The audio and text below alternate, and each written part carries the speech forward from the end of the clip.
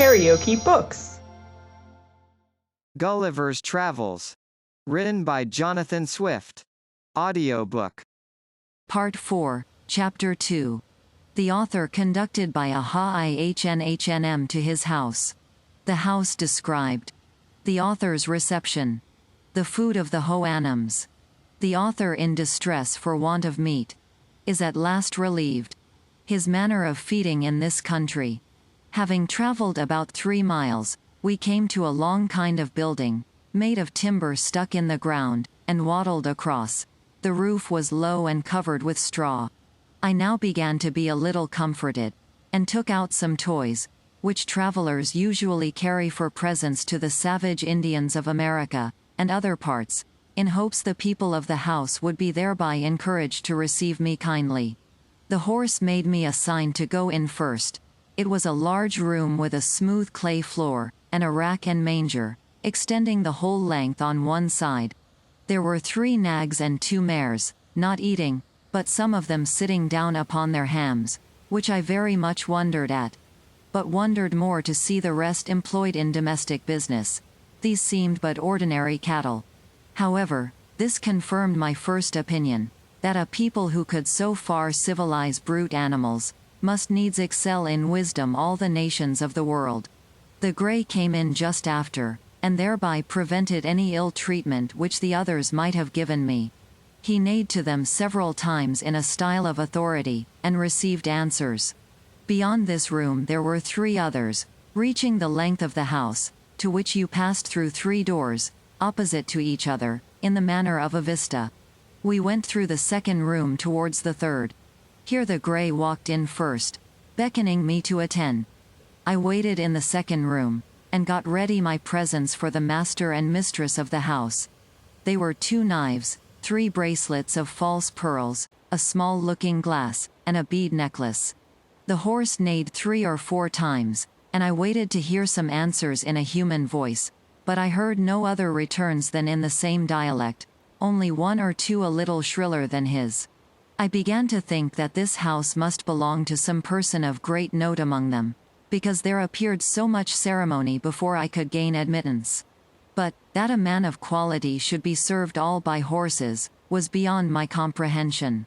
I feared my brain was disturbed by my sufferings and misfortunes. I roused myself, and looked about me in the room where I was left alone. This was furnished like the first, only after a more elegant manner. I rubbed my eyes often, but the same objects still occurred. I pinched my arms and sides to awake myself, hoping I might be in a dream.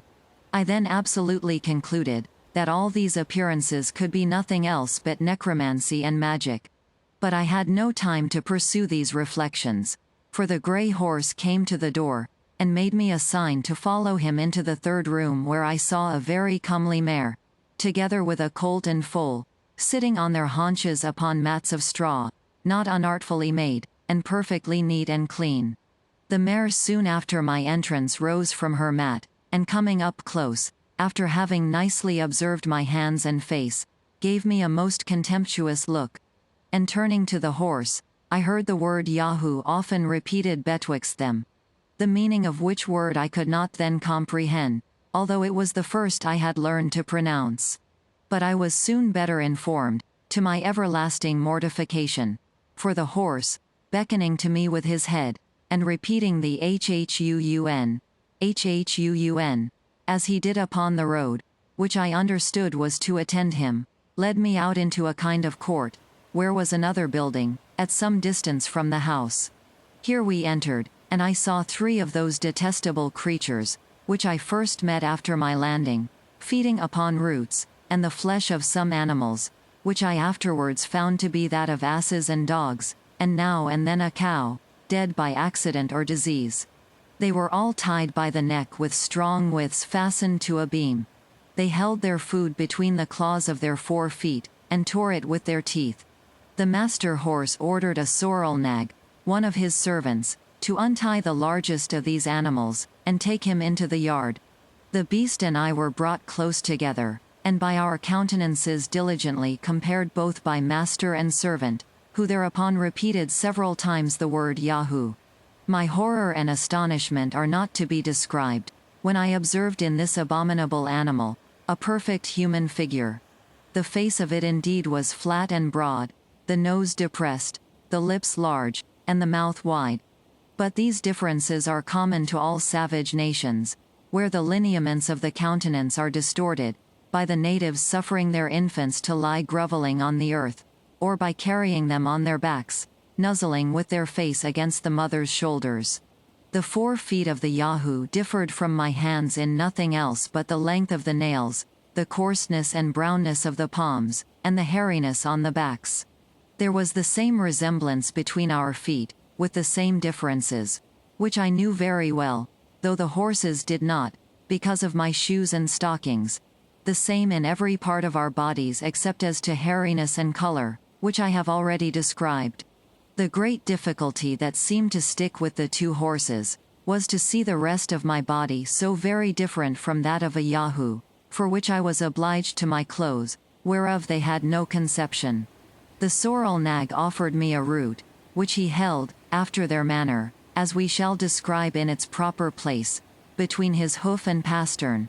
I took it in my hand, and, having smelt it, returned it to him again as civilly as I could. He brought out of the Yahoo's kennel a piece of ass's flesh, but it smelt so offensively that I turned from it with loathing. He then threw it to the Yahoo, by whom it was greedily devoured. He afterwards showed me a wisp of hay, and a fetlock full of oats, but I shook my head, to signify that neither of these were food for me. And indeed I now apprehended that I must absolutely starve, if I did not get to some of my own species. For as to those filthy Yahoos, although there were few greater lovers of mankind at that time than myself, yet I confess I never saw any sensitive being so detestable on all accounts. And the more I came near them the more hateful they grew, while I stayed in that country.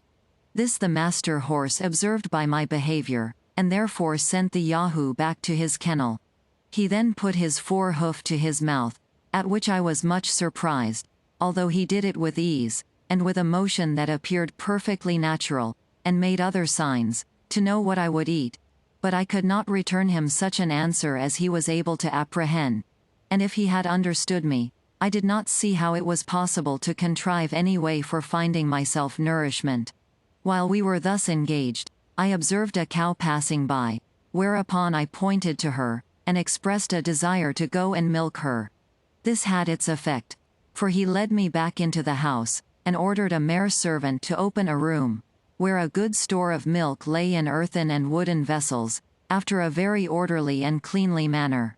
She gave me a large bowlful, of which I drank very heartily, and found myself well refreshed.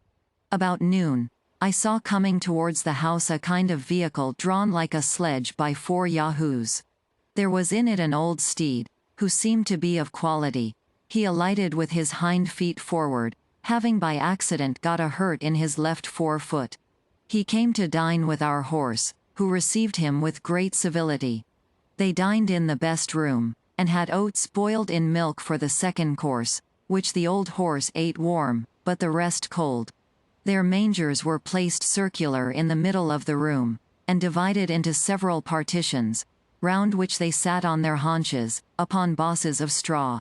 In the middle was a large rack, with angles answering to every partition of the manger, so that each horse and mare ate their own hay, and their own mash of oats and milk, with much decency and regularity.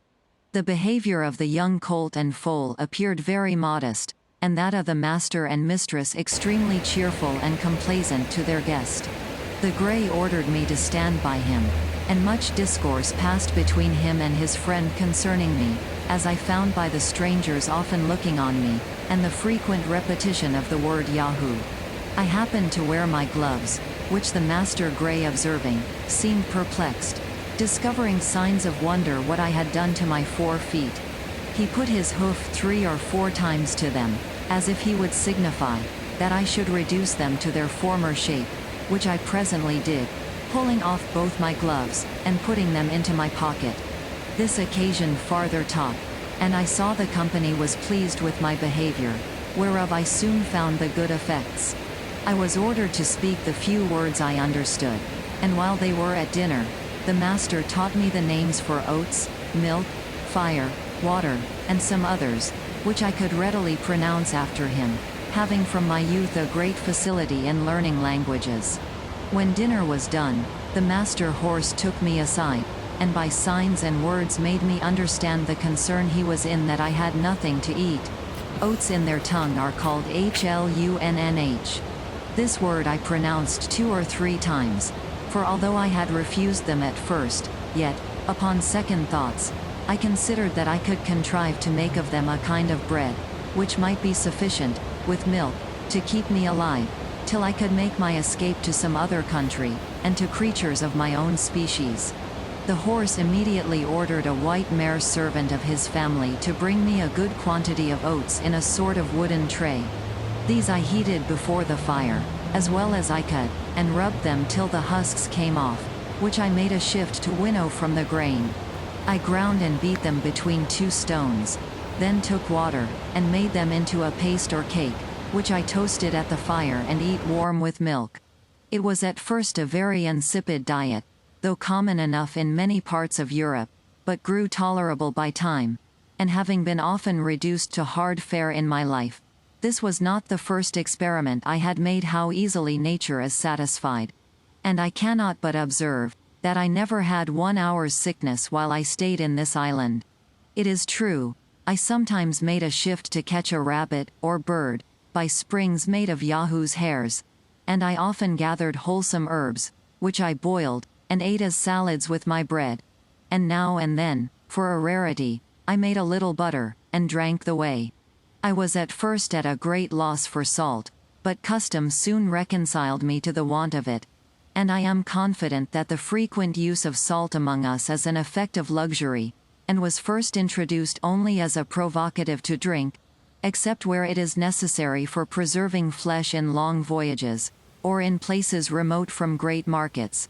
For we observe no animal to be fond of it but man, and as to myself, when I left this country, it was a great while before I could endure the taste of it in anything that I ate. This is enough to say upon the subject of my diet, wherewith other travelers fill their books, as if the readers were personally concerned whether we fare well or ill. However, it was necessary to mention this matter, lest the world should think it impossible that I could find sustenance for 3 years in such a country, and among such inhabitants. When it grew towards evening, the master horse ordered a place for me to lodge in. It was but 6 yards from the house and separated from the stable of the Yahoos. Here I got some straw, and covering myself with my own clothes, slept very sound. But I was in a short time better accommodated, as the reader shall know hereafter, when I come to treat more particularly about my way of living. Karaoke Books.